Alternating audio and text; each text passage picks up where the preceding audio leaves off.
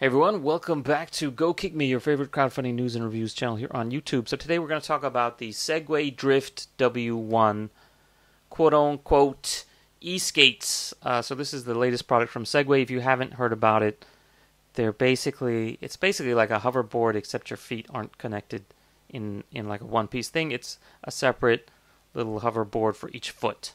And so in today's video, I don't really need to talk about this that much because they're killing it. They've got a lot of press coverage, but I wanted to kind of point out one thing that I think both the website, the Kickstarter page, as well as a lot of the reviews don't really highlight, which is a fundamental difference from a roller skate or an ice skate or whatever, that I think people should be aware of. So it's not like it's not a bug. It's not like something fraudulent. It's just something that's not highlighted. And I think a lot of people should know about it to decide if this is something that they really want to deal with. So the main issue I have is the fact that these are not strapped to your feet. So in all the videos, you can see they're basically like pedestals you stand on, or kneel on in this case. And that's cool because you can do like that, where you just come up and sort of jump on it, or take your foot off of it for that matter. So it's nice in that you can like sort of step off anytime you want. You can swap them with your friend or do whatever. But also that means if you try to lift your foot up, basically this thing's going zooming off. So yeah, these things where they're doing little balances and all that, that's cool. But it's also a lot different than what you would do in a roller skate. I used to have some friends that would, rollerblade all the way from our dorm to class on campus, back in the day when I was in California. And one of the funny things is you could tell when my roommate was coming back because he would walk up the stairs with his freaking rollerblades on, and he was clump, clump, clump, all the way up the stairs because he didn't want to wait for the elevator. So he didn't even want to take them off outside either. So yeah, that's one of the drawbacks of rollerblades, but it's also one of the benefits. So, for example, if you want to go down some stairs, you can walk down some stairs or walk up some stairs with your rollerblades strapped to your feet. You can also jump up and down curbs or step up and off curbs. Rollerblade off curbs if you want to jump them. Not so much on this thing, right?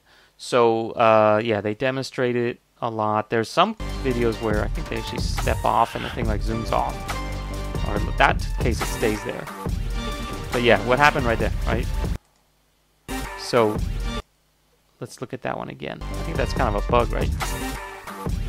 So somehow he popped off, and this one goes zooming off because he probably kicked it. And they don't show you what happened to it. Does it just keep going, or does it stop? I'm guessing it stopped after a while, but it doesn't stop the second you step off of it, maybe.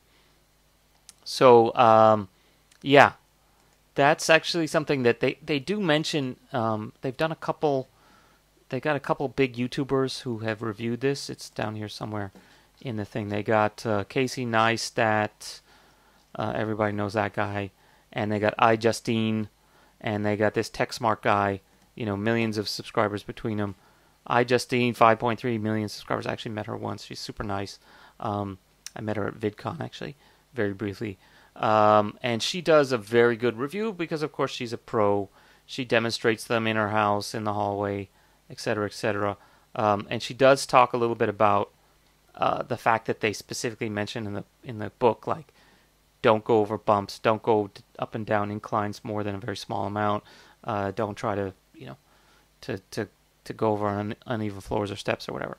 So that's really the thing. Is like, yeah, if you're in a parking garage and it's pretty flat and there's no big bumps, maybe you're okay. She even mentions here, like, when she's going over bumps on the sidewalk, it kind of freaks her out. And that's just like a crack on the pavement, not a step. So I don't want to play too much before I get a copyright strike. But anyway, you get to check out iJustine's scams, I guess, close-ups. Don't forget, you heard it here first. Thank you guys so much for watching this video. I had so much fun trying these out. And the surprising thing is they do look really dangerous, but so far they were so much easier to ride than I. So one of the things that she does mention is the fact that it's basically a hoverboard without a, anything tying your 2 feet together. So she does get in some situations where her legs start going too far apart, and she's kind of got to wrench them back. Oh! You're not going over any crazy bumps or any elevations that says you're not supposed to go up like 10 degrees. Pretty steep. It's like maybe more than a parking garage is. Show me. So, I mean, she does disclose it in her video. It doesn't really talk that much about here.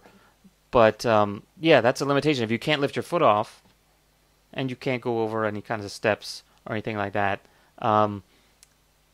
this thing as a e-skate, some sort of replacement roller skate or rollerblade, is actually super, super, super limited. Okay, inside of a handicap accessible building, sure.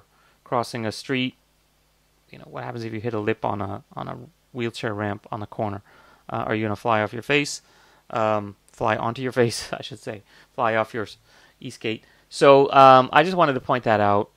It's not it doesn't mean that these things aren't any good. It just means I think its e-skate functionality is severely limited, or you better be ready for disappointment if you think these are going to replace your rollerblades.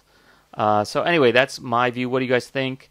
Any comments, any feedback? I should also note, if you're not familiar, this is by Segway, but it's not really Segway. It's Segway 9bot. So what is Segway 9bot? Segway 9bot is the company. Actually, I should say 9bot is the company that bought Segway. It's actually a China-based maker of hoverboards who raised a buttload of money in China and then decided to buy basically the company that they created the original product that they were all ripping off of. So hoverboard is derived from a Segway scooter, Segway PT, whatever they call it, created by Segway in whatever it was 2001. These guys made so much money selling hoverboards, they raised a bunch of money from Xiaomi and Sequoia Capital that they went back and bought the original Segway name and product line.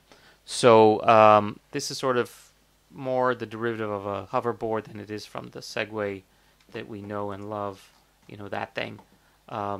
This is more derivative of the smaller hoverboard type things. Self-balancing scooters. I'm sorry. So there's all kinds of, now they have these little one-wheel things too. So anyhow, yeah, the auto pit's been around forever. Where's the self-balancing ones? Anyhow, I'm going off on a tangent. If you guys have any questions or comments, please leave them below. I'm not going to give this one any kind of rating. I guess I'll give it a thumbs up just because it looks pretty cool. Pricing-wise, I would actually just rather get a regular hoverboard with nice big tires. I don't really see the functionality added from this, aside from the fact that you can lift balance on 1 foot or whatever. So in that respect, nothing big. Check us out on Facebook and Twitter at GoKickMe, and also GoKickMedia.com to sign up for our newsletter. If you're iJustine and you think that I gave you a bad rap, actually I think you're awesome. So you never sent me an email after last time, iJustine, the China guy, remember? Anyway, you guys don't give a shit about that. See you next time. Bye.